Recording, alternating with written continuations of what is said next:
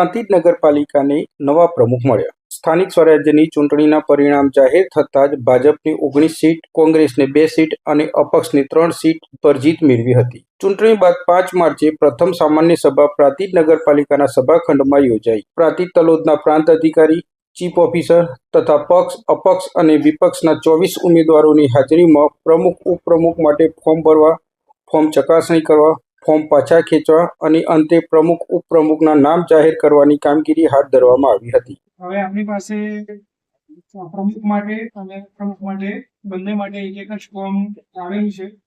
એટલે આપણે શ્રીમતી અનિતાબેન જિગ્નેશકુમાર પંડ્યા તેમને નગરપાલિકાના ચૂંટાયેલા પ્રમુખ તરીકે પ્રાંતિજ નગરપાલિકાના નવા પ્રમુખ પદે અનિતાબેન જે પંડ્યા તથા ઉપપ્રમુખ પદે ગિરીશભાઈ પટેલનું નામ જાહેર થતા વંદે માતરમના નાદ સાથે સભાખંડ ગુંજી ઉઠ્યો હતો. હાજર વ્યક્તિઓએ નવા પ્રમુખ, ઉપપ્રમુખને હાર પહેરાવી અભિનંદન પાઠવ્યા હતા.